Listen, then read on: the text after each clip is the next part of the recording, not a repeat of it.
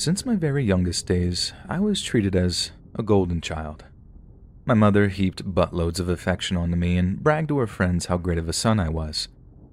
I fear my younger brother missed out because she had already spent all of the love she had on me, so to speak. I joke about this, but I am somewhat serious at the same time. His upbringing lacked much of the praise and attention I was given. When I began playing in organized sports, the rest of the world joined in. Soccer came first. It all came so naturally, and before long, I was the top-scoring member of the team. Once I discovered football, everything else went by the wayside. Posters of Brady and Bledsoe covered my walls. My large, strong hands allowed me to grip and throw the ball with the power and precision not many twice my age had. All 3 years of middle school, I remained the starting quarterback. I did so well that by high school, I was playing on par with most seniors. My prowess in sports, of course, made me very popular in school. One of my teachers called me the big man on campus. I was never lacking the attention and approval of the staff and most of my fellow students. I didn't get a free ride, though. Without good grades, I wasn't qualified to play. Luckily for me, I had always been good at most subjects, except for perhaps math, in which I scored lower Bs. I had decided by my second year which college I would attend. I knew if I continued on my current path, I'd be quarterbacking for a professional team right out of college. To encompass all I had achieved, I quote a line I had once read that described a man as having the world in the palm of his hand. That's probably the best way I could describe the trajectory I had put upon myself. I was destined for success, and nothing was going to get in my way. I tell you all this in order to show just how far I was soon to fall, and exactly how much I was about to lose. I was a junior. I had already been named the starter on the varsity team. When not studying, I split my time between the weight room and practice. It was just before the third game of the season when Rosalind arrived. I had my mind off somewhere else when she entered our class. I still remember it like it was yesterday. A few of my classmates were grumbling about something, and it caught my attention. I happened to look up just as she was passing near me, and her beauty was breathtaking. I can honestly say with confidence you've never seen her equal in Hollywood. The rich silkiness of her auburn hair, to the sensual fullness of her lips and her porcelain skin, not an inch of her image had a flaw. I gave her my heart in that moment, and I knew nothing would equal her in my life. She took her seat at the back of the class. None of the shyness that usually existed in the newly arrived students showed in her actions. The room was hers completely now, and she knew it. My focus was on her for the remainder of the period. She had to have known. My gaze would have burned right through her had my eyes been lasers. This day marked the beginning of a long downhill slide, and I would give anything to experience every second of that time again. Concentrating on anything else was impossible. Class after class, only Rosalind existed. Practice was much the same. I wasn't on a football field. I was still in that class, soaking in every inch, every curve of her body. From then on, my only thoughts were about her. I used my charm to get her address from an office worker. That Friday evening, as I led the team to another victory, my only desire was for the game to end. Afterwards, I sat outside her house dreaming about her and I, walking hand in hand through the halls as everyone watched jealously. I resolved in that moment that I would own her body and soul until the end of my life. My first action upon arriving at school that following Monday was to locate Rosalind and bare my heart to her. I did just that, but her reaction wasn't what I'd envisioned. I spoke from my heart. Every word was true, but rather than collapse into my arms as I'd seen on TV so many times, she replied with 4 short words. I don't think so. I will admit to being disappointed, but her response left me with a ray of hope. She hadn't been cruel or mocking after all. Perhaps she had been playing hard to get. I knew I had to pursue her as a hunter pursues his prey. Maybe I would even be required to make a large sacrifice to prove my love. After all, that's the way it works in the great Hollywood films and novels. She would realize she belonged with me. I just needed to help her realize that. I searched my soul, day and night, for a way to make this happen. Suddenly it hit from out of the blue. If I gave up football, she would have to see how dedicated I was to her. That day I informed the coach of my decision. It went about as well as you would think. He was angry and yelled for almost an hour, but at the end of our meeting, he wished me well. I was elated. I had to tell Rosalind that very second. She didn't answer my text right away, but when she did, her only answer was, "Why?" The queasiness churned up in my stomach. Even after all I'd done to let her know I loved her, putting it into words still made me very nervous. "I did it for you," I said. My hands shook as they moved to push send. It was now or never. She would be left with no doubt to how I felt about her. After sending it, the time seemed to drag on forever. The hours passed with no word from her, and I couldn't take it any longer. I sped over to her house and waited outside her window. I watched as she changed for bed. Every curve, every line of her body remains with me to this day. I sent a new text to let her know that I was waiting. She appeared at her window within seconds. Seeing her in the nightgown made my heart race, and there was only one reason she would let me see her this way. My mouth was dry with anticipation. I broke into a sweat. I expected to be met with soft words, but instead she began yelling, almost screaming. Her words didn't make sense. I was confused by her behavior. It only got worse when her father came outside. I tried to explain my love for his beautiful daughter, but he was deaf to my words. Rosalind began to curse me from her window, terrible things I don't dare repeat here. I never dreamed this could have happened. With every word, her curses knocked me lower and lower. It was a pain I'd not wish on anyone. I was so distraught I didn't hear the word police until it was almost too late. I fled just as I noticed flashing lights up the street. I laid down in my car as they passed and sped away as they pulled up to Rosalind's house. My sobs grew and grew until I was consumed by my grief. I laid curled up upon my bed, wailing uncontrollably. However, as my tears began to subside, another fire kindled inside. My anger roared by the second, until it consumed any sadness I once had. And by dawn, I transformed into some sort of beast. A monster I never knew existed in me had taken control of my body. I began to rage. I thought, no one says those things to someone who loves them. They know the power they have over them. The idea of punishment fleeted in and out of my brain, briefly at first, then more and more until it set root and fostered a plan for retribution. I see now just how far I had gone. My love, if that's what you can call it, had transformed from obsession into hate. The quickness in which this occurred still terrifies me. In that day and in that time, I could only think of one thing: revenge. She had to feel my pain. There was no other way she could learn what she had done. I entered the school that morning with a single, focused purpose. My anger had clouded my mind from considering the consequences of what I was about to do. I could see the terror in her eyes as I drew closer, and I could remember feeling satisfied by this. I said nothing. I just grabbed her by the throat, both hands gripping as tightly as possible, and I knew it wouldn't take long. My grip was strong and my hands were large. I was oblivious to the grabbing and pulling of others around me. Her face took on a dark red, then almost purple hue, and I knew it wouldn't be long now. I stared into her beautiful green eyes that I had dreamt of for countless hours, and was awed by them, even as they filled with the streaking of blood. My adoration angered me even more. The next thing I remember was lying on the school floor being held down. The din of their yells seemed muffled. I was miles away, lost in the confusing pattern of the ceiling tiles above me. I'm not sure how long it was before I was told Rosalind had survived. It appeared I had been stopped before I was able to achieve my goal. This news didn't anger me, nor was I relieved. I had become numb. It's taken me many months to reclaim the identity I once was. I was terrified to feel anything. I'd become nothing more than a frightened child.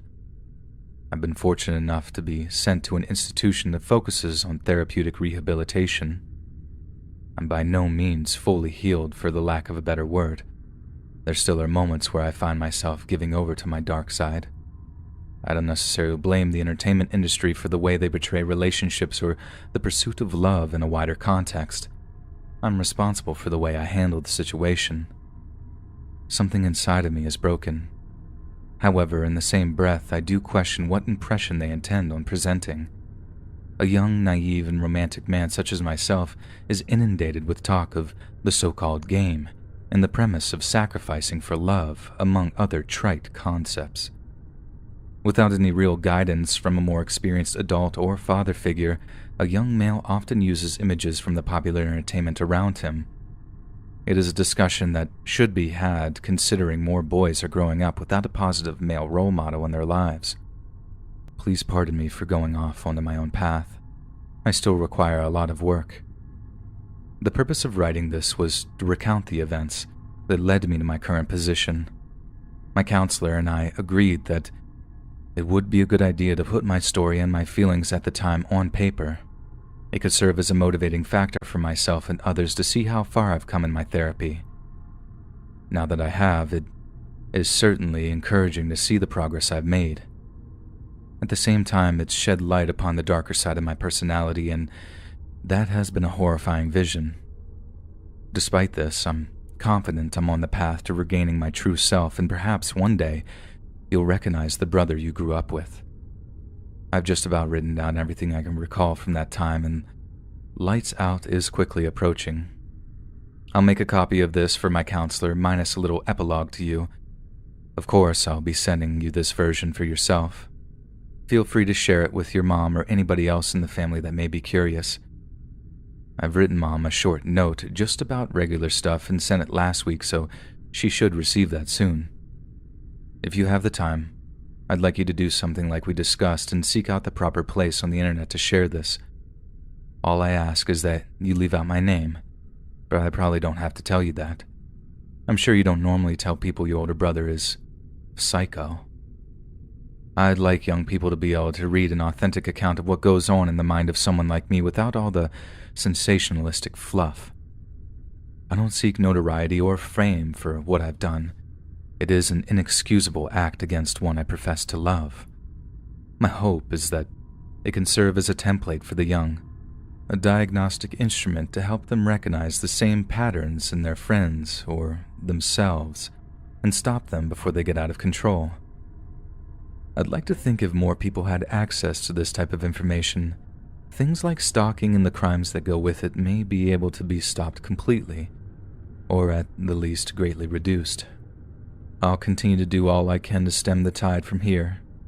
Perhaps, if enough on the outside can see this, we can create a better world for everyone. From my experience, most everybody had that creepy dude they knew from school or hung out with.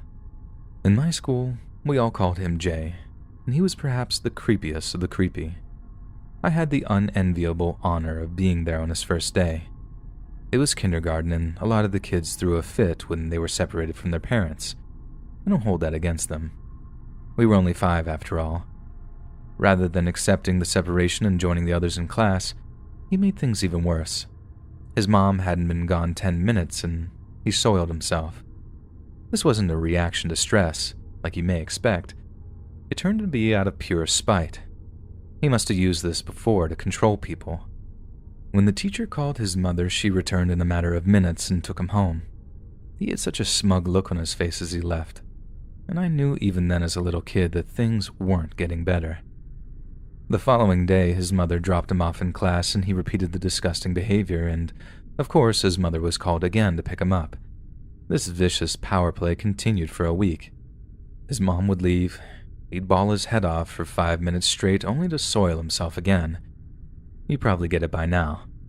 That Friday morning would be the last time I'd see Jay for almost 10 years. We moved forward to the first day of sophomore year. We were all sitting in our chairs and the teacher calls out everyone's names. When she called out Jay's, I almost soiled myself. I looked around frantically until this short, overweight kid raised his hand. He was almost a carbon copy of the little kid I remembered. Except now, he looked even worse. His hair was long and greasy, his face covered by patches of hair, and he was wearing this old gray jacket with stains all over it. I think it may have been a members-only one. This was 2013. I was unable to grasp why he looked so bad. As far as I was aware, his family wasn't poor. In fact, I believe his dad was a dentist with his own practice. My amazement toward him would only grow. As class was let out and he passed by me, a cloud of stink almost knocked me down. Man, did he smell. Similar to wet garbage. I probably should have expected it considering his appearance, but this level of funk was all new to me. I did my best to keep my head down and slip out unnoticed. As far as I could tell, he didn't remember me, and boy was I relieved. Little did I know his hygiene would become the least of his cons. A month passed and school was as lame as ever. Jay remained offensive to the nose and eyes. His gray jacket had become dirtier than his hair. I think he even had Dorito crumbs falling off of it one morning. Unfortunately, his behavior would be far nastier. I caught wind of a story going around that some kid was showing other male students lewd photos of his sister. When I discovered it was Jay, I can't say I was shocked. Disgusted, but not shocked. Eventually, my time came. He approached me in my locker and shoved his phone in my face. Once I was able to focus on the screen, I realized it was indeed a photo of a girl who looked disturbingly similar to himself. I can't say I recall the quality of the picture. His stench was just too distracting. Even though I was in a constant state of discomfort, I was taken aback at how proud he was of the picture. His smile stretched from ear to ear.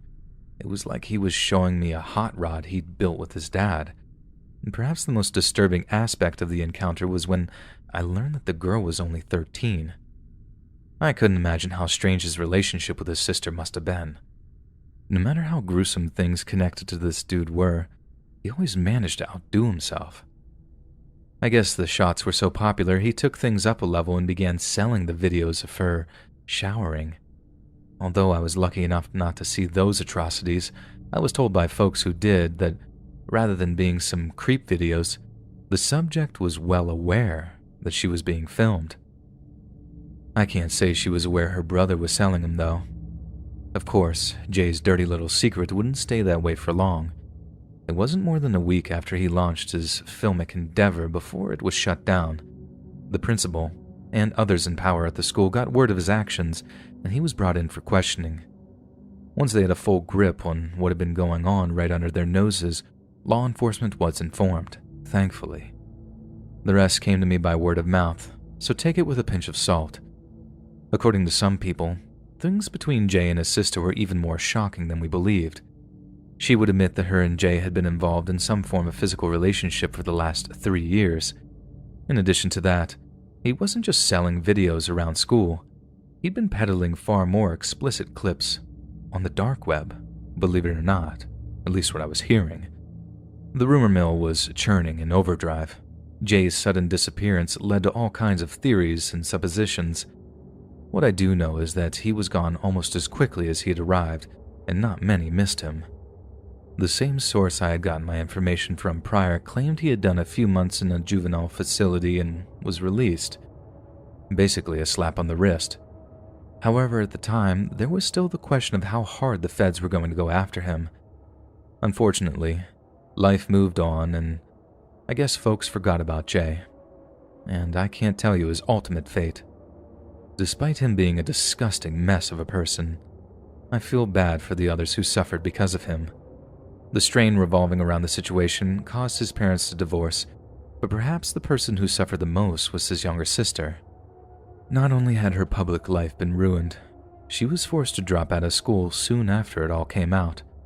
The abuse she had suffered at the hands of Jay has to have done some major long-term damage.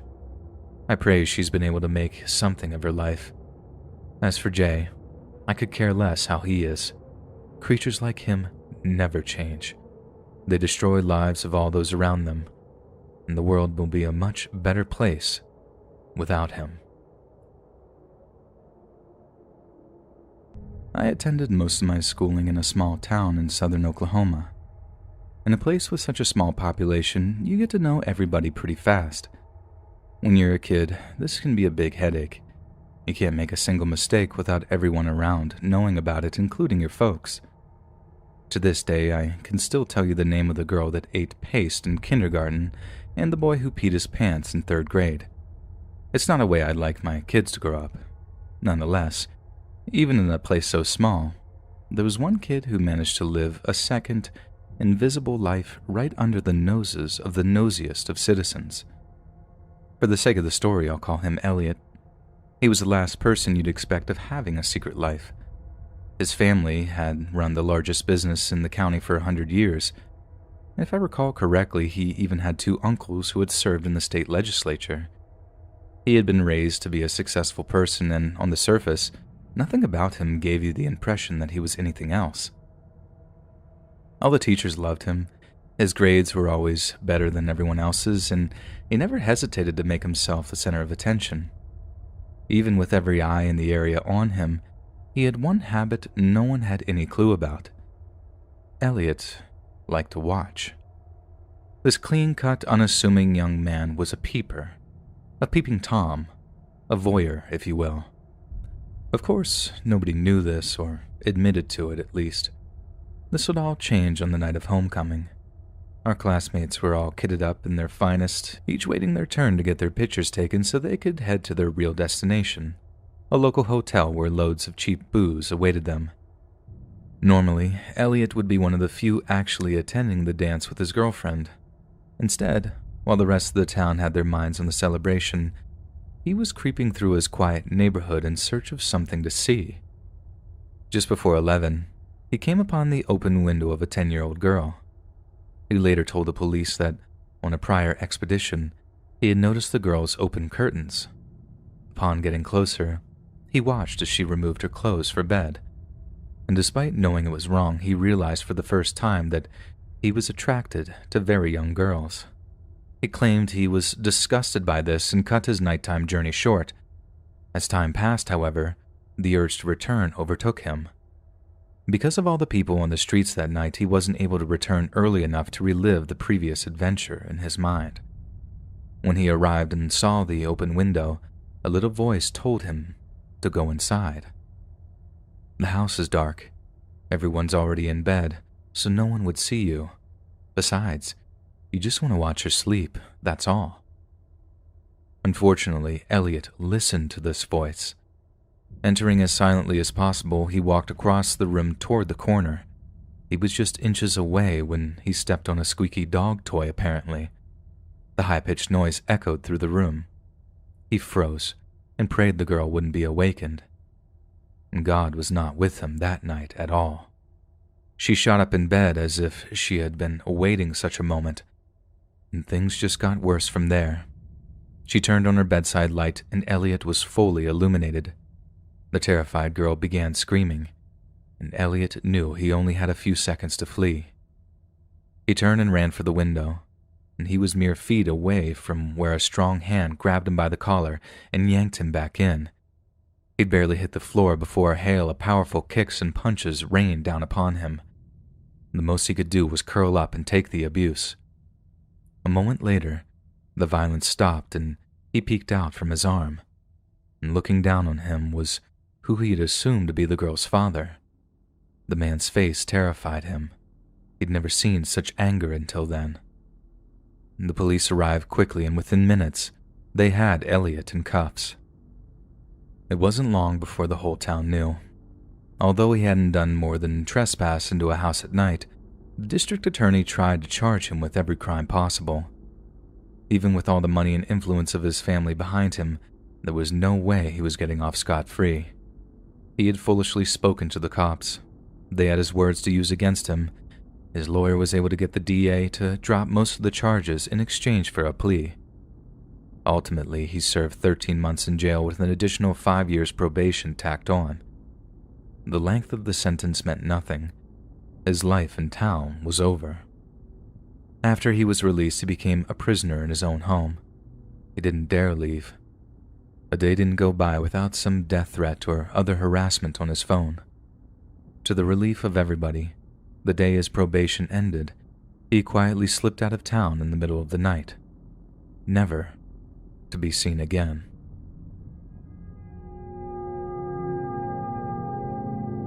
Everybody in school knew Natasha was different. I suppose different is being kind.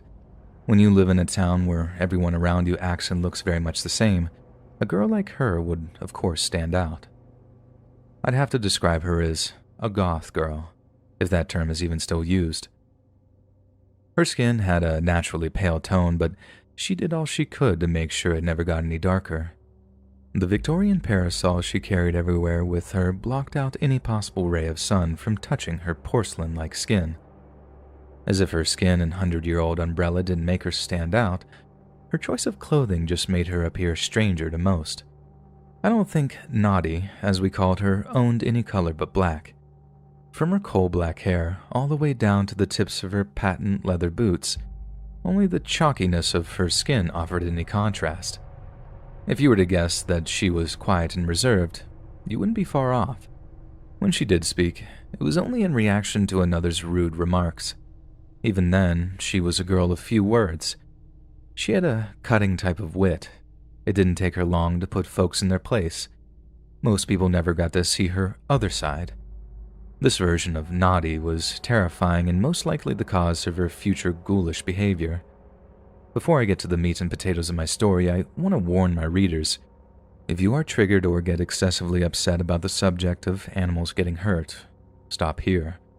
Although I will try to be as family-friendly in my descriptions as possible, some things just have to be said. You've been warned. With that out of the way, I'll finally get to the heart of the matter.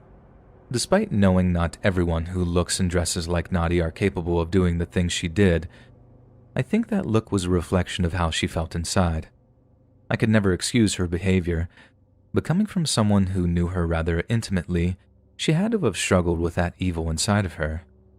The Naughty I knew was an intelligent and sensitive person. Nonetheless, she harbored a deep-seated anger that drove her to commit a string of unforgivable acts. I never learned exactly what caused it, but I suspect it stemmed from some form of abuse she suffered. I foolishly asked about her grandfather on one occasion. This regular, everyday question caused a 30-minute tirade. Safe to say, he wasn't a good person. This is likely what led to her compulsion to have power over another living thing. I was already off at school for my first year of college. Naughty, who was a year younger than me, was a senior. We were still on speaking terms after our separation, but I'd not heard from her for a few months. When I had a spare moment, I called to catch up. Her mother answered her phone instead.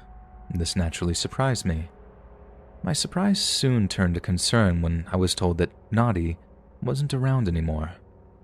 I was shocked and asked what had happened, expecting her to say that she passed. Mrs. Ellis coldly stated that Naughty had not died, but she wouldn't be free to speak to me ever again. Then she quickly said goodbye and hung up. I was confused and hungry for answers, so I called a friend who had stayed behind to work. The story I heard still chills me to this day. My friend's dad was a retired cop and still had a lot of contacts inside the department. I knew he'd probably know what happened. A lot of the details concerning her punishment were hazy, but the gruesomeness of her crimes were not. The story goes something like this. Not long after her and I separated, people's cats began to disappear. The ones that were eventually found, the bodies had been drained of their blood and ripped to pieces. Initially, the deaths were attributed to a coyote or dog attacks. With no blood found at the scene, this theory didn't hold up. A few of the wackier folks around town even claimed the deaths were the work of the chupacabra. A total of 22 pets would be lost to the cat slasher in all. Owners who had once let their cats out began keeping their pets in, and neighbors watched their fellow citizens with distaste and distrust. Then, late one evening, the true culprit was caught in the act. A man was out walking his dog when he took notice of a car driving slowly up and down the street. It had passed him several times, but he assumed the driver was searching for a particular address. This changed when he turned onto a new street and witnessed the driver get out and attempt to catch a cat. When the driver realized they'd been seen, they returned to the car and sped away. It was too late, though. The man copied down the license plate number and turned it into the police. The crime that hadn't had much attention from the police until then, drew much more of their interest when the car's owner was discovered. Natasha was no stranger to the police. She'd had multiple complaints filed against her in the past. Most were actually just baseless accusations from older people who distrusted her simply because she looked different. She's a devil worshiper and other equally stupid fantasies. However, she'd also been caught shoplifting once or twice. Fortunately for her, she had some mysterious family connection that made everything go away. Things wouldn't be any different this time. Despite admitting everything to the cops that interviewed her, often in gory detail, she would be let off with no repercussions. In fact, the press didn't even mention a suspect had been arrested. Despite knowing her name and all that was said, it was almost as if none of it had even happened. The disappearances just stopped, and almost nobody even knew why. At first, I was in complete shock, but as time passed, it began to make sense. Naughty had always hated cats. I never discovered why, but something major had to have occurred to cause her behavior. And before anyone asked if she took this dark turn because of our breakup, just forget it. She was more than happy to be free again. In fact, I may have been the only thing keeping her from going down that path sooner. For all I know, it had already started prior to our separation and nobody had noticed. I'm guilt-free, my friend. During my visits back home, the subject was brought up a few times. One guy even said he had heard she had been drinking the blood of the cats. She wasn't beyond doing something so crazy, but the girl I knew would have thought something so ceremonial was stupid. Through the grapevine, I did eventually discover where she had gone. Mere days after her release, she was shipped off to a mental health facility out west. What happened to her after that, I have no clue. Despite the terrible and cruel things she did, I still catch myself hoping she'll call from time to time. Mostly, I just want to hear her explanation. Whether I do or not, I hope she gets the help she needs. I'd hate to know more people's pets could be in danger because she couldn't resolve the problems from her past. If she does contact me, I'll post an update. Watch this line and stay tuned. I'm just as morbidly curious as you.